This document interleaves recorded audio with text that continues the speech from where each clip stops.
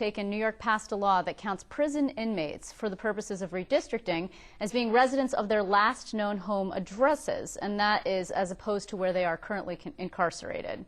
So critics of the law say that it favors Democrats or hurts Republicans, depending on your worldview, because most prisoners come from Democrat-dominated downstate. When they're counted as upstaters, they help beef up sparse GOP districts, but just from a numbers standpoint, because as you'll recall, prisoners can't vote.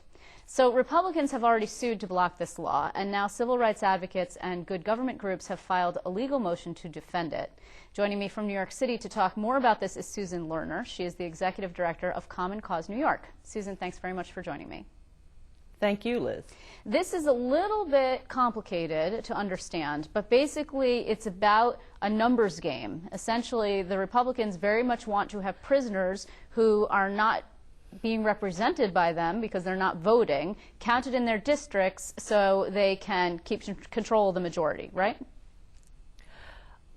Well, that's the way it would seem to look from the Republican point of view. Right. Obviously, from our point of view, it's really a question of fairness, and it's not just an impact on the state level, it's an impact on cities and counties, on municipalities that have prisons in one district and not in the other. So for us, it's very much a fairness issue, and when we're looking for fair and open redistricting, when we realized that people who are incarcerated were miscounted this way, who were used sort of as sandbags artificially to inflate districts, that to us indicated a problem. And how can we talk about a fair redistricting process when we start with this very unfair place? Well, you also make, in your affidavit that is filed here, it's basically you make some interesting allegations. The first of it is that LAT4, which is the legislative body that actually is going to be redrawing district lines, unless, of course, the process is reformed, is actually allied, you allege, with the Senate Republicans because of its makeup. Well, it's certainly not independent in any way, shape, or form from the legislature. Sure. The legislature, as we've seen, unfortunately, over and over again in the state in a redistricting process, is very self-interested. The self-interest of the legislature is to retain control of the process, and for the Republicans, what we've seen in the past, the game is inflate any way you possibly can upstate and deflate any way you possibly can downstate in the Senate, and flip it when you're talking about the Assembly. There's an interest in both of the parties in having the status quo remain the same. The prison-based gerrymandering ban status quo remain the same. And therefore we feel that LAT4 is legislative interest and not a voter interest. You know, and one aspect of this Senate Republicans lawsuit is challenging how this law, this prisoner counting law, came to be in the first place. And the way it was done was that it was put into a budget extender, which, as we've discussed on many times on this show, is actually a huge, powerful tool that the governor can hold over the heads, thanks to David Patterson, really, over the heads of the legislature, saying, if you don't have an on-time budget, I will put all of my budget in a budget extender and make you choose between everything I want and shutting down the government.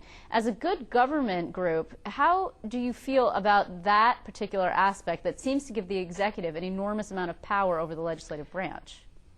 In an ideal world, our New York State budget process would be very, very different from the way in which it's gone forward in the last several budgeting cycles. Do I think extenders are a good thing in the abstract? No. What we'd like to see is a much more open and participatory process between the governor and the legislature, with more opportunity for the public to weigh in. But, you know, in terms of any one particular extender, obviously this was what was adopted by the legislature and the governor in order to get this important reform passed. Do I believe it's ideal? No. But that's where the law is now, and the law should be protected. You know, probably critics and certainly Republicans would say that good government advocates are frequently, and particularly in this case, on the side of the Democrats. I mean, you may say you're coming at this from a good government, one person, one vote standpoint, and That is your legal argument. However, the Republicans will say, the Goo-Goos, they're always with the Democrats because clearly they have interest in having the Democrats win. What's the response to that?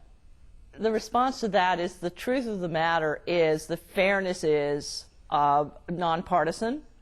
The people who are incarcerated, the more I've gotten into this issue when I worked on it last year to help pass the ban on prison-based gerrymandering, the more I personally became extremely uncomfortable with what I was seeing.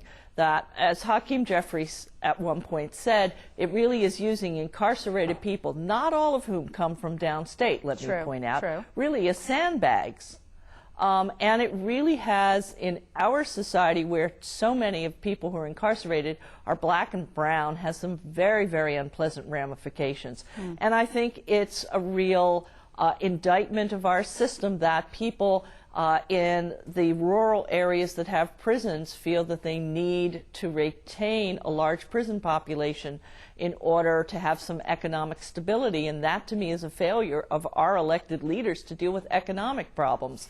So incarcerating black and brown people in order, poor black and brown people in order to employ poor white rural people isn't a solution, and it's not fair to either the people who are living around the prisons or the people who are incarcerated. It warps everything, and this is just one instance in which the warping impact of this prison situation that has expanded to such a large percentage in some communities warps much more than just the communities that the incarcerated people come from. Well, it's warping our entire system. The governor, of course, agrees with you. I mean, he said as much, obviously, in his budget address, in that he does not believe that using prisons as an economic development tool is something that the state should be engaged in, and he has been planning, and soon we're going to be seeing the numbers, is my expectation, that of shutting down several prisons upstate and perhaps even downstate as well, because I think that's going to end up the deal.